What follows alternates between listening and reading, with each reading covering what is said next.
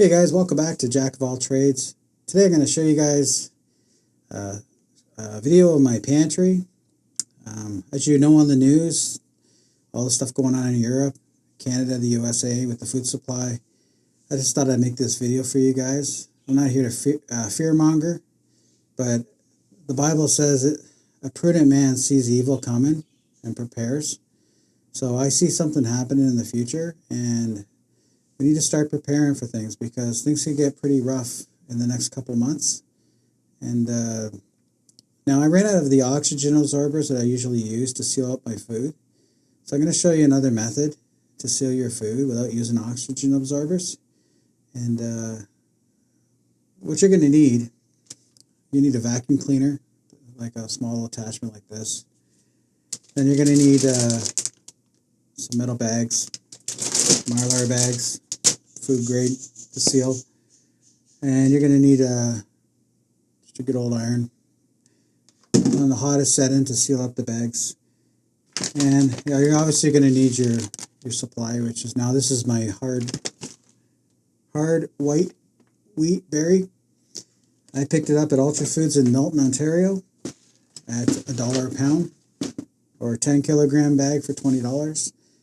And what you're going to want to do is you want to pack rice, pack oats, pack hard wheat, red wheat for bread, pack soft white wheat for pastries, salt, pepper, sugar, oil, olive oil, stuff like that. You're going to want to get canned meat like tuna, stuff like that, pasta, spaghetti sauce, peanut butter. But the reason why I stocked up on so much wheat is because wheat has a 35-year shelf life, and I'm a believer in Jesus. And anybody knows the story of Joseph in Egypt, when Egypt had a big famine for 7 years. God gave the Pharaoh a dream, and Joseph interpreted that dream to be 7 years of plenty and 7 years of famine. And what they survived off of was the animals and the wheat. They didn't have vegetables, they didn't have anything else but animals and wheat. So the wheat fed the animals, they used the meat to eat, and they used the wheat to feed their families to survive the 7-year famine. And God created wheat in its unmilled form to produce, I think it's like 52 nutrients for the body. And they all get stripped out when you buy white flour over the shelf because they bleach it and they remove the wheat from the germ, and you end up with dead flour. And it's not good for your body. It's actually poison. But if you mill your own wheat fresh from the berry, it's actually nutritious and good for you, and it has a lot of nutrients in it. So it's a good thing to store up on in a famine. And if anybody watched the news lately, knows what's going on in the world. I don't need to make a video on this, but you need to prepare. So what we're going to use is we're going to take you over to the other camera. My wife's got the phone on because I can't carry this camera. It's all set up on a tripod. I'm going to show you what I do to seal up the bags, remove the air, and then I'll give you a shot of my pantry too, and my mill machine that I use. And I hope this information is helpful. And like I said, you need to start preparing.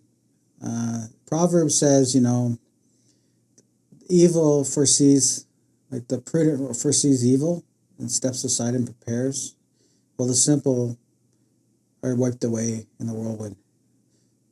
I don't think it says it that way in the Bible, but when you see disaster coming, people that are godly will prepare. And there's nothing wrong with preparing. Jesus said on the Sermon on the Mount that we shouldn't worry about food, what we should eat or wear or drink, or just worry each day after it comes. But there's a time to prepare, and there's a time not to prepare. And when you hear about the crops and the harvest and the shortage of fertilizer and the wars going on, you just start thinking about your family and start preparing, because the government's not going to help you guys when the food starts to disappear off the shelves. I'm just telling you right now. So what you got going on for your family is what you're going to have to get through this hard time. And I'd like to cover something else too in this video. If you stay watching, anybody ever heard of the Great Reset? The where you're going to lose everything, and you're going to be happy. That's what they say on the news. Well, I'm telling you, a lot of people don't talk about this, but there's a thing in 2009 when the economy crashed, and the government bailed out the banks. They gave them taxpayers' money so the banks wouldn't close, because they were going to close the ATMs in the banks that week, and they got trillions of dollars of bailouts to keep the banks open from bad mortgage loans. And what you're seeing now is the housing prices are starting to drop. All these people signed up to $1 million mortgages, and interest rates have gone up. People are losing their jobs, and they're not going to be able to afford the mortgages. And then the mortgages are going to foreclose. People are going to go bankrupt because the stocks are falling. It's the same thing that happened in 08, 09. But this time, the banks are going to ask for a bailout, and the government's going to say no. And what happened in 2010 was that countries got together and they signed what they call a bail-in law. And it allows the banks to seize your savings assets and apply it to shares in a dissolvent bank. And you can look this information up. Other people made videos on this. So if you've got lots of savings, cash in your account, I suggest you take it out and put it somewhere else, because the banks will take it. If the mortgages start collapsing and people start losing their jobs, the banks will shut down and enable this bail-in law and take your assets and convert them into worthless shares. And all your hard-earned savings, you don't want to give it to other people to steal from you. And I'm just being prudent. I'm trying to tell you as a Christian, you need to know this information and look it up yourself. And you need to start preparing, storing up some food for your family. So anyway, that being said, let's continue with the video. We'll switch over to the phone, and my wife's going to film me showing you what I do to seal up the bags, and then we'll end the video. So I hope you enjoy this. Okay guys, this is the Wonder Mill. That's my mill machine, my mixer. Over here I got the red wheat, white rice. The white is the soft wheat. And this is my studio room. And in here I got all food grade buckets.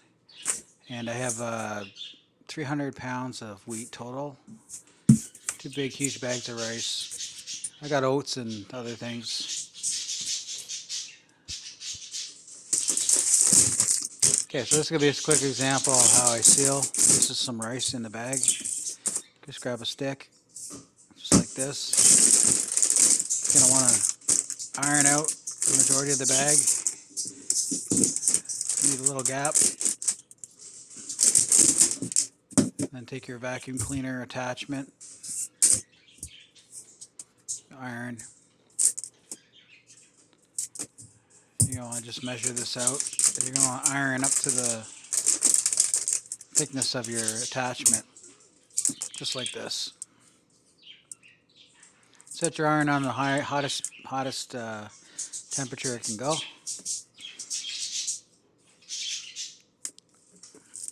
There you go.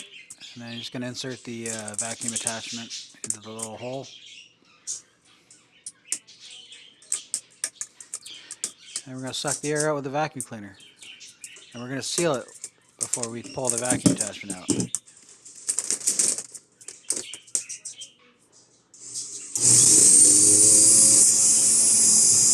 do not need air absorbers, oxygen absorbers if you do it this way. This literally removes everything out of the bag. And as you see here, while the vacuum's still on, I'm going to seal it ahead of where the tube's entered. That prevents the air from escaping.